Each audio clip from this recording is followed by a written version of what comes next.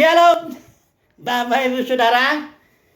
Kita meneruskan studi kita kristalisasi masih kitab Ulangan. Tema yang ke-16 ini ada yang kita ambil mengenai hukum raja. Ini ada di Ulangan pasal 17 ya.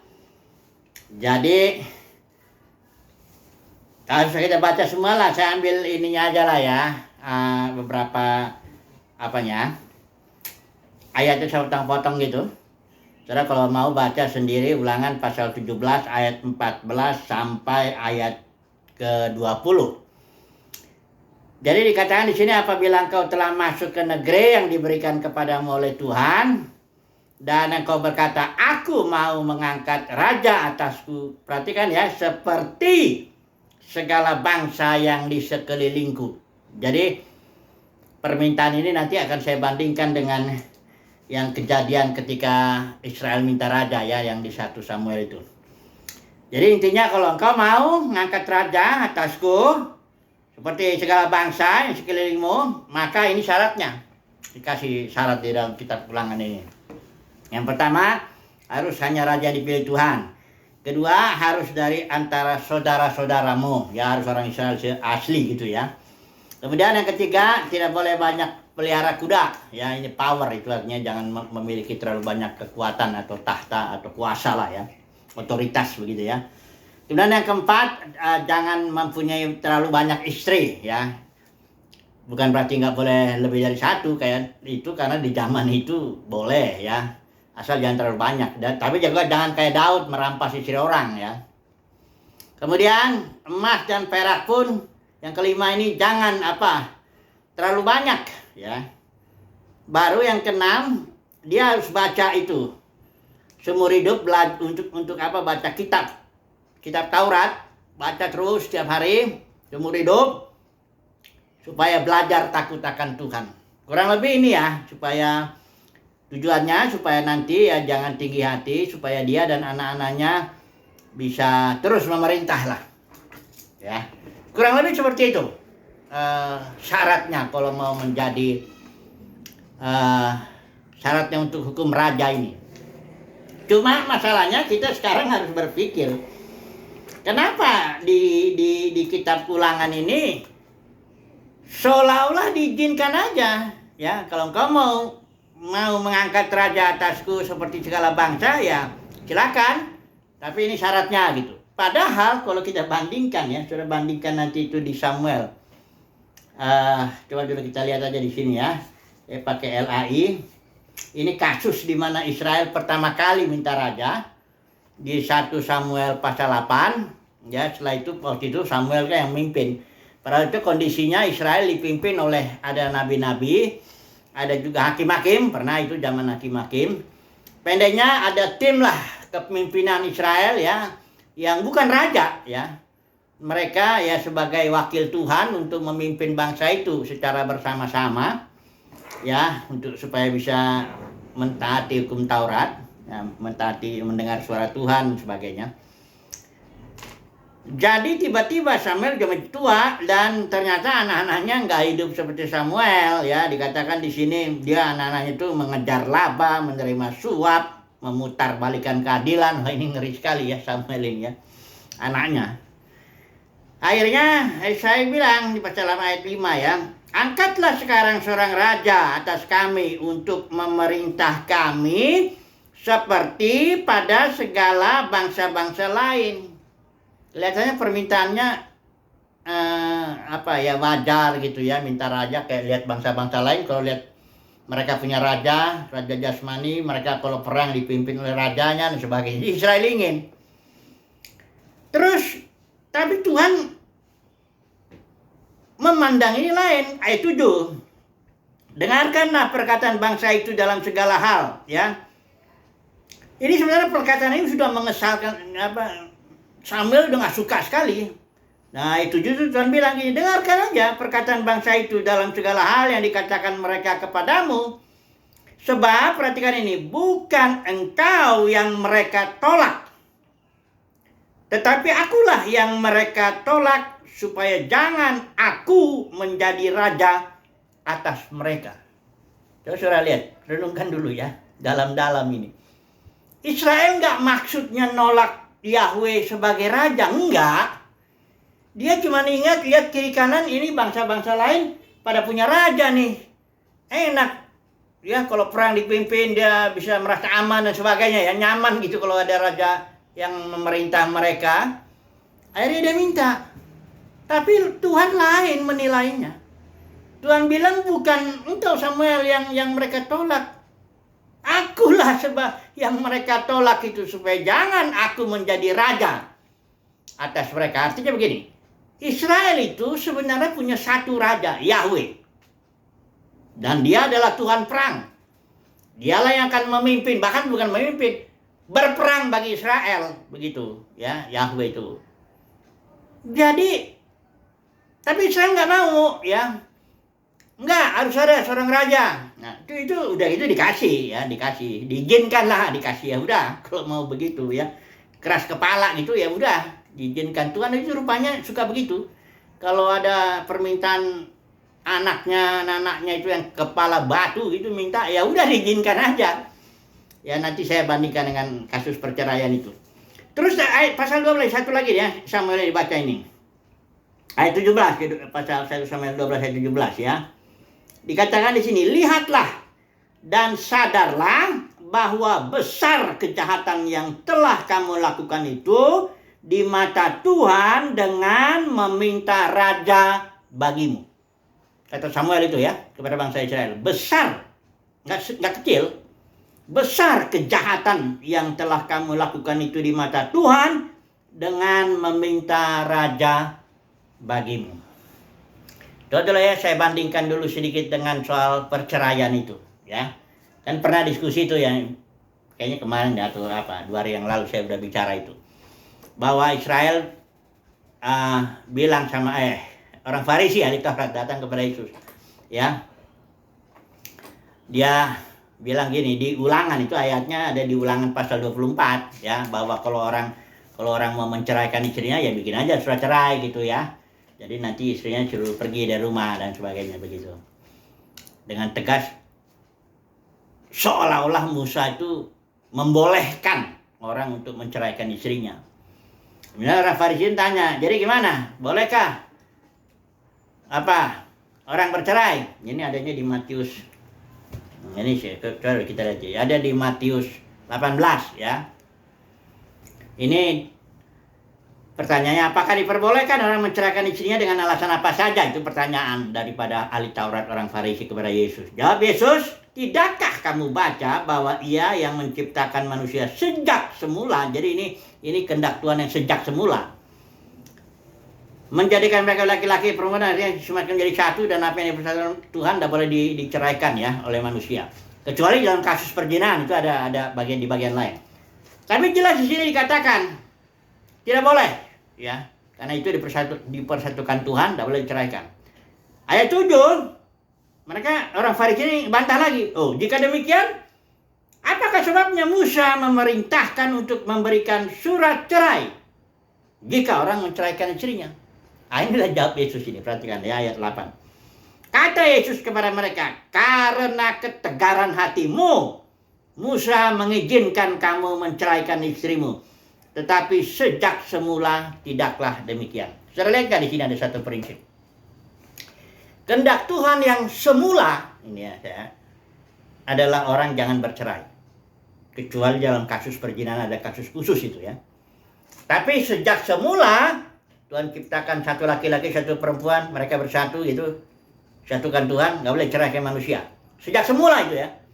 Tapi karena ketegaran hati umatnya, atau khusus para pemimpinnya, Tuhan mengizinkan melalui Musa. Melalui Musa diizinkan, ya sudah, bikin aja surat cerai. Itu bukan berarti kehendak Tuhan sejak semula ya. Bandingkan ini, kehendak Tuhan yang sejak semula dan izin Tuhan karena ketegaran hati umatnya. Sama seperti generasi kedua itu. Kan kehendak Tuhan sejak semula itu memberikan tanah perjanjian itu tanah yang di seberang barat Yordan, Sungai Yordan sebelah baratnya. Ini ada 2,5 suku itu kalau nggak Ruben, Gad, dan setengah suku Manasye ya. Minta yang sebelah timur itu, ya, karena dia hutanannya bagus gini-gini. Akhirnya Musa izinkan. Jadi saudaraku, ada prinsip di sini. Kalau seseorang itu, artinya gini, kehendak Tuhan itu ada yang sejak semulanya begitu, tapi karena ketegaran umatnya, ia diizinkan juga.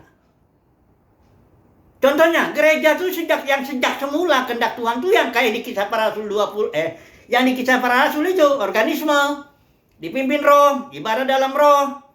Ya, baik Paulus, ada para pemimpin ada, Petrus, Paulus, Yohanes, rasul-rasul semuanya. Paulus bilang aku tahunan roh, semuanya ikutin pimpinan roh. Ada Ananias di situ, ada Filipus, semua dipimpin, ada rasul, nabi, pengajar lah, ada lah. Tapi sekarang denominasi berantakan begini, menjadi ribuan pecah gereja begitu. Kok Tuhan izinkan ya? Ya memang begitu prinsipnya. Kalau Tuhan bilang, kalau untuk tegar, keras kepala, ya aku izinkan. Bahkan aku berkati juga, karena Tuhan itu Tuhan yang memberkati. Tapi bukan nggak berarti nanti di Matius 7 itu Tuhan terus terang di situ. Aku terus terang ada saatnya. Saat ini Yesus sebagai kepala gereja belum terus terang. Dia masih berkati. Itu dalam Alkitab juga semua. Ishak diberkati tapi Ismail diberkati loh. Yakub diberkati, Edom pun diberkati. Yakub dan Esau ya. Esau juga punya tanah dikasih itu. Jangan malah Tuhan bilang jangan serang dia ya. Itu saudara aku sudah berikan itu. Pegunungan Seir ya untuk Esau. Jadi semua diberkati ya. Jadi jangan pikir kalau denominasi yang sekarang ini, oh Tuhan berkati kok, nggak apa-apa, kita pecah-pecah aja, masing-masing mau jadi raja nanti. Toh Tuhan berkati, nah itu jangan salah, ya, jangan salah, saudara. Kehendak Tuhan ada yang sejak semula, rencana yang semula itu ada yang karena ketegaran hati umatnya itu diizinkan. Nah, udah bisa aja. Oke, sekarang kita masuk lagi ke dalam soal raja ini. Mengapa dalam kitab Ulangan pasal 17 ini hukum tentang raja? Jelas di sini dikatakan kalau engkau masuk ke tanah negeri perjanjian itu, engkau bilang engkau mau mengangkat raja atasku seperti segala bangsa yang di sekelilingku, maka nah ini dikasih syarat. Seolah-olah ya oke aja gitu ya. Padahal Bapak Saudara ini adalah izin Tuhan. Karena jelas ketika Israel minta raja, waduh, Tuhan bilang itu dosa besar. Itu Samuel udah kesal juga. Tapi Tuhan bilang, nggak usah kesal. Dengarkan aja perkataan mereka. Emang mereka tegar tengkuk. Dengarkan aja. Bukan engkau yang ditolak, kata Tuhan. Aku yang ditolak sebagai raja mereka. Ya, ini dosa besar. Jadi jelas ini itu di hukum raja ini itu mirip dengan prinsipnya dengan perceraian itu. Ini adalah izin Tuhan. Musa terpaksa harus mengizinkan. Ini Israel kepala batu soalnya. Yang kasus 2,5 suku di yang meminta Sungai Yordan. Tapi soal dibilang di situ. Suku-suku yang di tanah perjanjian yang diberikan Tuhan, dan yang di sini suku yang 2,5 suku yang kuberikan, kata Musa. Musa selalu bedakan itu. Ya, saudara kalau baca itu tetap Musa bedakan. Yang 2,5 suku itu bukan tanah yang Tuhan berikan, tapi tanah yang ku berikan kepada 2,5 suku itu. Nah, oke lah. Jadi inilah izin Tuhan. Ya, Tuhan selalu mendatangkan kebaikan, selalu bekerja. Ya. Tapi bukan berarti ayo kita langgar aja terus. Kehendak Tuhan yang sejak semula, ayo kita hajar terus. Bukan begitu. Karena suatu saat penghakiman datang. Kalau saudara lihat mengenai gereja, itu ada penghakimannya. Wahyu pasal 17-18 di situ datang penghakiman Tuhan. Ya. Dan kalau orang yang Wahyu pasal 12 itu yang mentaati kehendak Tuhan sejak semula, itu mendapatkan berkat, melahirkan putra-putra Elohim. Itu gereja yang seperti itu ya. Jadi, Bapak Saudara, ini adalah satu prinsip, saya ulangin lagi. Prinsip bahwa kehendak Tuhan itu ada yang sejak semula, ada yang izinnya. Karena Kenapa? Ketegaran umatnya. Nah, oke lah, sekarang kita coba masuk kepada kalau persyaratan raja ya enggak perlu terlalu dibahas lah ya. Ini sebenarnya jangan banyak kuda, itu artinya jangan terlalu dia berotoritas lah atas umat Tuhan itu ya. Nanti dia sombong kata Tuhan di sini, jangan ada banyak istri karena Salomo itu kebanyakan istrinya. Ada 300 apa istrinya, 700 gundiknya.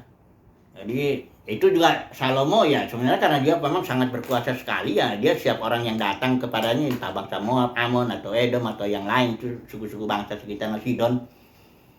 Akhirnya mereka ngasih upeti tapi juga ngasih perempuan yang terbaik dari bangsa itu. Jadi Salomo nggak nyari yang 1000 itu, datang sendiri. Nah ketika Salomo udah tua, nah ya ini istrinya kan tetap yang muda-muda datang terus ya. Maka udah tua itu biasa orang kalau laki-laki udah tua tuh udah iya aja gitu diizinkan. Nah ini ada orang perempuan dari Moab apa Amon apa Sidon atau semua bangsa-bangsa itu minta dong bikinkanlah atuh di sini apa mesbah untuk menyembah dewa ini, ada Molok lah, dewa apalah macam-macam. Salomo karena udah tua iyalah ya bikin di Yerusalem jadi banyak sekali mesbah untuk korban bakaran buat istri-istrinya Salomo itu suku-suku bangsa lain yang bukan Yahweh menyembahnya tentunya ya. Nah disitulah Tuhan memandang engkau Salomo sudah jatuh dalam penyembahan berhala, nggak sepenuh hati. Bukannya Salomo menolak Yahweh, tidak sepenuh hati lagi ya. Itulah makanya kerajaan pecah itu ada Rehabeam itu anak Salomo, ada Jerobeam. Nah, itu Israel pecah menjadi kerajaan utara, kerajaan selatan. Memang ada kadang-kadang muncul di selatan itu, di Yehuda itu kerajaan raja-raja yang bagus kayak Daud, Hizkia ya, tapi umumnya akhirnya intinya akibat minta raja itu intinya Israel dibuang. Kalau kerajaan utara itu lebih cepat ya, itu kalau tahun 722 sebelum Masehi udah dibuang itu ke Asyur dan tidak kembali lagi.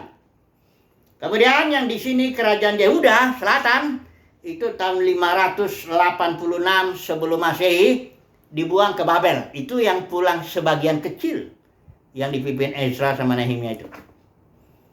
Ini akibatnya. Ya. Karena nggak taat itu, udah dibilang diperingati di sini, dikasih tahu kau rajamu nanti akan menekan engkau, akan menyengsarakan engkau. Tapi mereka tetap keras, enggak, kami minta raja. Nah ini. Tuhan bilang itu lah. Kalau kepala batu, ya aku izinkan. Aku berkati juga. Karena Tuhan itu selalu dia melakukan perbuatan yang baru, selalu dia memberkati. Kalau perjanjian lama digagalkan oleh Israel ini, Israel nggak setia dengan perjanjian lama, bukan Tuhan nggak bikin yang baru, dia tetap mencintai. Itulah karena Elohim adalah kasih. Dia berikan yang lagi yang baru, yang lebih baik bahkan. Ya, kalau sudah lihat Ibrani itu, perjanjian lama, perjanjian baru dibanding-bandingkan itu lebih bagus perjanjian baru. Ya, sekali lagi bukan berarti Tuhan tidak menghakimi, pada akhirnya dia akan menyatakan juga itu yang dalam Matius 7:21-23. Ada waktunya Tuhan terus terang. Mana hambaku, mana yang bukan. Mana kehendakku yang semula, mana izinku karena kepalamu batu. Kira-kira begitu ya. Kepalamu keras sekali. Mau keinginanmu sendiri, mau jadi raja. Nah ini sekarang saya masuk dulu ya, aplikasi dulu sebentar ya. Dalam gereja, dalam denominasi ya, kalau gereja kan udah pecah ya. Saya tanya dulu, kenapa gereja ini pecah ya? Karena banyak teolog pun nggak dibedakan gereja dengan denominasi. Wah ini keterlaluan, itu ajaran-ajaran konyol itu. Invisible church, visible church. Itu zaman saya kuliah udah saya dengar itu ajaran itu. Dia bilang kalau visible church itu yang kayak Presbyterian, ya Baptis, ya apa semuanya. Kalau yang invisible, itu yang anak-anak Tuhan sudah lahir baru semua. Ini kan ajaran membenarkan perpecahan. Saya kasih tahu dulu ini jelas. Alkitab bicara ya, umat pilihan Tuhan pasti tahu itu. Penyebab kejatuhan gereja karena banyak para pemimpin ingin jadi raja. Nanti bukan hanya para pemimpin ingin jadi raja, umatnya juga yang hanya dipanggil ya, bukan dipilih. Kalau umat pilihan Tuhan nggak mau dia minta raja. Jadi ada para pemimpin ingin menjadi raja, ada umat Tuhan, mayoritas umat Tuhan pengen punya raja. Raja manusia maksud saya ya. Entah namanya itu pendeta, entah gembala sidang, entah pemimpin diri, entah epur, entah ketua sidang, entah apapun juga itu namanya.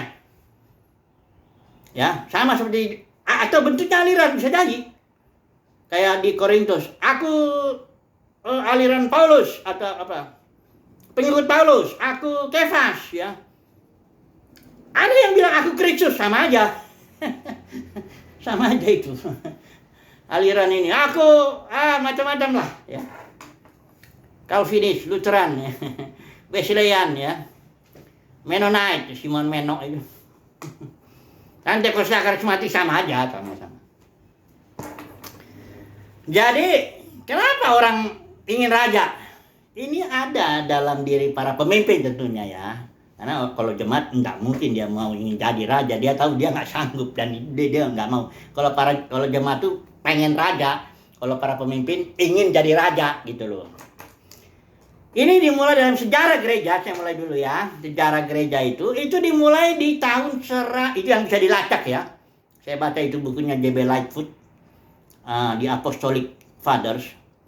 Itu tahun 117 Masehi, itu ada seorang yang namanya Ignatius. Bukan Ignatius Loyola, lain lagi itu orang Katolik. Ignatius yang itu ini orang yang hebat ini, dia martir akhirnya dia di Roma. Dia datang ke sana. Jadi Ignatius inilah yang pertama kali mengajarkan bahwa bishop itu beda dengan penatua. Jadi para penatua, tadinya kan gereja dipimpin oleh para penatua aja nih, jamaat. Nggak ada satu orang di atasnya, nggak ada senior pastor gitu, nggak ada. Semuanya gembala tim ya, dibantu oleh para diaken, memimpin jemaat sebagai hamba lah beneran. Jadi si Ignatius ini bilang, Anda ada nanti di atas, kalau presbyterian kalau penatua itu dalam Alkitab istilah Yunani ada dua, ada presbyteros itu karena dia tua dewasa, ada yang episkopos karena dia epi itu di atas, kopos itu melihat. Jadi fungsi dari para penatua yang melihat dari atas, kalau ada serigala gitu, itu episkopos. Kalau yang presbyteros karena dia dewasa, tua, dewasa ya. Ini satu orang, bukan dua, tapi Ignatius bilang enggak, episkopos atau bishop lebih tinggi. Nah, jadi dari antara para penatua adalah satu orang jadi raja, itulah namanya bishop di satu kota. Kemudian bishop ini bertarung lagi karena setiap orang ingin jadi raja nomor satu, ya, the set man, orang yang nomor satu lah, ya. Nggak ada di atas dia, langsung Tuhan. Ya. Dari para bishop ini jadilah bishop agung. Ada di atasnya itu. Dari satu wilayah ada di atasnya. Nanti dalam wilayah-wilayah bishop agung ini bertarung lagi. Siapa di antara kita lebih hebat ya? Akhirnya naik lagi ada yang namanya kardinal. Ya. Setelah itu kardinalnya bertarung lagi. Siapa di atas? Itulah paus. Nah itu tahun 500 sekian. Itu hierarki atau struktur itu sudah mapan. Kemudian akibatnya apa? Gereja, dibilang di situ gereja, masuk dalam zaman kegelapan 1000 tahun, baru keluar kemudian 1517 itu Martin Luther di Wittenberg, di Jerman itu mengadakan pemulihan. Tapi bukan berarti pemulihan Luther itu sudah tuntas soal yang minta raja ini. Nggak, Luther cuma 3 poin lah intinya. Sola scriptura itu hanya Alkitab, sola fide iman, sola gratia kasih karunia keselamatannya, cuma itu aja intinya. Belum sampai akarnya penyakit yang semula yang di Kisah Para Rasul 20 Paulus bilang, Ariantara kamu katanya, ini dia bicara sama para penatua di Efesus, tapi bicaranya di Miletus, akan ada serigala ganas masuk sehingga engkau akan beberapa darimu bikin ajaran palsu untuk menarik murid, menjadi raja dengan cara ajaran palsu. Ajarannya apa? Itu di kitab Wahyu pasal 2 pasal 3 dijelasin. Jezebel dan Bileam dan Nikolaus ya. Ini ada aslinya ini ajaran. Ntar saya juga menulis itu. Kalau bisa hari ini saya terbitkan itu, saya bagikan. Ya. Ini ajaran Jezebel merampas otoritas. Ada aslinya, ada palsunya. Bileam dagang, ada aslinya, bahwa orang yang bekerja janganlah kau memberangus mulut lembu yang sedang mengirik, itu maksudnya. Ya, orang yang hidup memberikan Injil harus hidup oleh Injil. Tapi ada aslinya, ada palsunya. Kalau palsunya itu dagang, Bileam itu. Nah ini Nikolaus juga ini ada apanya ya, ada aslinya ya, aslinya itu memperlengkapi umat pilihan Tuhan. Kalau ini enggak, dia menaklukkan, dia menarik murid kepada dirinya. Ntar saya mau nulis juga itu, nantilah. Tapi intinya ajaran palsu itu tujuannya mau menarik murid kepada dirinya supaya saya jadi raja, saya berotoritas di sini. Makanya ada seorang gembala sidang di Indonesia ini, kalau saya sebut namanya sangat terkenal sekali. Dia bilang, aku ditetapkan Tuhan untuk menjadi pemimpin di sini katanya. Nggak ada, Yesus tidak pernah. Dia bisa menarik kurang lebih 20.000 kalinya. 20.000 ya. Udah bikin sinode juga. Nggak ada itu. Yesus tidak pernah menyerahkan otoritas untuk mengatur umatnya. Yesus bilang, aku akan mendirikan gerejaku, kata Yesus. Dan dia langsung bilang itu di Matius jelas. Kau jangan disebut pemimpin ya. Akulah pemimpinmu. Maksudnya, aku tidak akan serahkan otoritas apapun untuk mengatur umatku. Umatku itu organisme diatur oleh roh pemberi hayat. Atau life, atau hayat ya. Joy, istilah Yunaninya. Itu organisme, tangan nggak boleh ngatur kaki. Nggak boleh. Ya. Itu Petrus juga nggak punya hak untuk ngatur. Dia waktu ngomong seolah-olah kayak waktu Ananias Safira itu ya Petrus nggak memutuskan. Dia mengikuti pimpinan roh aja untuk berbicara. Udah gitu Roh Kudus memutuskan, mati si Ananias itu. Hanya nggak ada. Makanya Paulus bilang, aku ini tawanan roh, aku nggak bisa punya otoritas apapun. Bahkan kalau saya lihat ya Yesus sendiri punya bendahara itu si Yudas itu. Itu kalau para pemimpin denominasi, kalau dia punya bendahara tukang curi. Tapi biasanya sih bendaharanya istrinya. Tapi misalnya lah, bendaharanya Yudas gitu. Wah, itu dia langsung dipecat itu. Yesus enggak, dibiarin aja. Yudas terus curi-curi itu. Karena ini contoh, Yesus beri contoh. Aku nggak bisa berbuat atas diriku sendiri. Bapa di sorga itulah yang mengatur semuanya. Sampai akhirnya Yudas mati digantung pada waktunya. Yesus tidak memutuskan, Yudas kau curi-curi duit. Ya. Jadi, saudara jangan ingin jadi raja lah ya. Di Alkitab itu kalau kehendak Tuhan semula bagi gerejanya, ada pemimpin dalam arti rasul, nabi, penginjil, gembala, pengajar. Mereka hanya sebagai hamba, melayani, memperlengkapi, itu aja. Dan yang 5 ini nurut sama Roh Kudus. Nanti otoritas Roh Kudus lah yang bekerja. Kalau ada orang-orang kayak Ananias Safira ya, itu bisa, itu Roh Kudus sendiri yang menentukannya. Tapi engkau tidak punya hak ya. Jangan ingin jadi raja. Tapi dalam diri Ignatius saja orang yang begitu kudus, hebat, mati martir.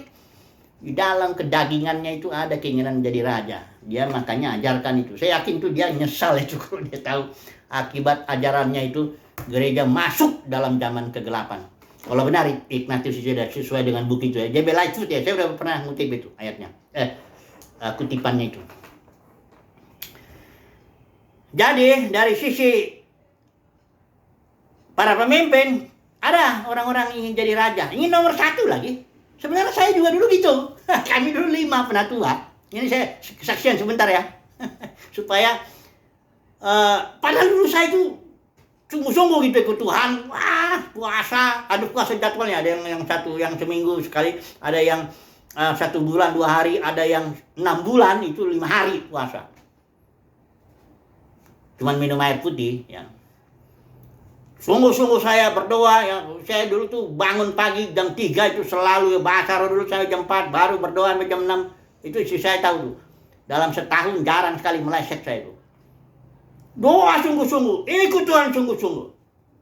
Dulu juga waktu kuliah fakultas teknik saya mau tinggalin terus kuliah karena saya mau ikut Tuhan. Tahu enggak? Ternyata dalam daging saya itu ada yang ingin jadi raja. Kami 5. Saya paling muda. Padahal paling muda. Saya ingin nomor 1. Akhirnya kami pecah lah. Karena masing-masing saya yakin ingin jadi orang nomor 1. Pecahlah kami. Saya waktu itu sempat memimpin. Tapi nggak sampai 70 orang atau berapa orang yang mau ngikut saya. Karena emang nggak terlalu bagus saya untuk diikuti kali ya. Tapi itulah keinginan dalam daging. Kedagingan ya. Bukan berarti saya main-main ikut Tuhan. Enggak. Saya nggak pernah main-main ikut Tuhan. Dari zaman kuliah juga nggak main-main. Tapi kedagingan ingin jadi raja itu di dalam batin itu. Dalam sekali itu keinginannya. Saya ingin nomor satu, saya ingin memerintah umat Tuhan. Saya ingin dapat kemuliaan manusia. Bukan kemuliaan manusia juga kadang-kadang. Bukan kadang-kadang. Nomor satu tarik uang juga. Entah ajaran perpuluhan lah, buah sulung lah. Itu buah sulung kejam juga itu. Seluruh ya, hasil bulan Januari, tarik sini. Aku yang ngatur, kata si sang raja ini ya. Denominasi itu ada rajanya ya. Saudara jangan, kalau nggak percaya datanglah ke satu gedung. Engkau tidak lama kemudian ketemu rajanya di situ. Dialah yang punya hak itu. Barangkali fasilitasnya pun punya dia. Dia juga berhak bisa pecat bendaharanya itu kayak Yudas kalau ada di situ. Itu enggak pernah itu izin Tuhan, diizinkan Tuhan lah begitu, dia diberkati.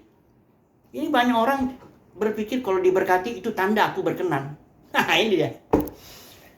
Saudara dan saya kalau diberkati Tuhan bukan tanda bahwa kita sedang menjalankan rencana Tuhan yang semula. Saya ulangi lagi kalimat. Saudara dan saya yang diberkati Tuhan itu bukan tanda bahwa saya sedang berjalan sesuai rencana Tuhan semula. Besar kemungkinan juga orang-orang yang diberkati ini adalah sedang berjalan sesuai izin Tuhan. Yang nanti pada akhirnya di hari penghakiman di situ Tuhan nyatakan. Ngeri juga memang ini. Ikut Tuhan tuh ada ngeri-ngerinya juga ya. Bisa itu diizinkan aja. Dan nanti ada saatnya Tuhan menghakimi. Makanya Daud bilang lebih baguslah sekarang Tuhan, hakimilah aku, selidikilah aku. Karena penghakiman itu menurut Yesaya 26 ayat 9, apabila Tuhan menghakimi bumi, bumi akan mengenal kebenaran. Jadi artinya penghakiman itu ada sisi positifnya. Kita akan mengenal kebenaran. Memang ada sisi negatifnya. Apa yang kita berorang, itu yang dituainya. Kalau kau mau menjadi raja, kau tarik lagi uang, kau ajarkan lagi ajaran palsu, engkau akan terkena akibatnya. Tapi kalau kita dihakimi, kita mengenal. Itulah saya dihakimi lah. Saya dihakimi di tahun 2000 lah kurang lebih lagi. Langsunglah saya melepaskan semua walaupun tidak banyak. Jabatan apa semuanya saya lepaskan. Dan saya mau Tuhan memperlengkapi saja. Saya nggak mau jadi raja dan juga tidak minta raja. Ya. Siapa yang kalau itu raja saya? Raja saya Christ in you. Raja umat pilihan Tuhan itu Christ in you. Atau pengurapan yang di dalam batin. Yesus bilang kalau orang percaya kepadaku di dalam artinya itu ada di Yohanes 7 ya. Dalam batinnya akan ada aliran-aliran air hidup. Sumber air hidup itu dalam batinmu. Engkau tidak perlu minta raja dan jangan menjadi raja. Kenapa? Karena rajamu ada di dalam batinmu itu. Christ in you atau urapan.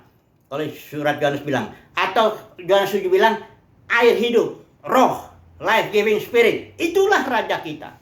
Dialah yang mengatur hidup kita. Makan minum kita, hari-hari kita, semuanya diatur oleh raja yang di dalam.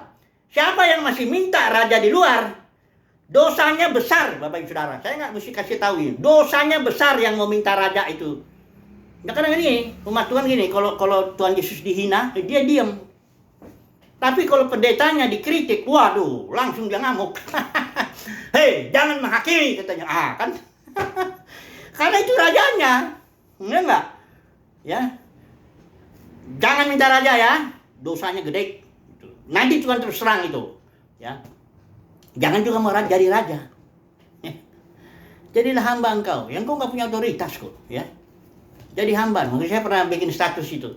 Pelayan jemaat, tapi dia punya otoritas itu mecat bendahara kayak Yudas ya, bisa mecat wakilnya bahkan bisa dipecat kalau nggak benar, atau anggota-anggota bisa dikucilkan. Ini bukan pelayan itu namanya big boss, big boss itu ya. Oke lah, kesimpulannya apa? Kesimpulannya raja kita adalah yang di dalam batin, bukan yang di luar. Bukan kita nggak menghormati. Kita menghormati Rasul Nabi Penginjil sesuai karunia mereka. Kita menghormati para pemimpin. Kita belajar juga dari banyak orang, ya. Tapi itu bukan raja kita. Mereka nggak bisa ngatur-ngatur kita. Bikin aturan-aturan agama yang suruh kita perpuluhannya kasih ke dia. Siapa kamu? Mau jadi raja? Nah, nggak boleh. saya ini milik Tuhan. Roh pemberi hidup, air hidup, pengurapan, itulah rajaku. Gitu ya. Udah cukup ini. Haleluya, amin.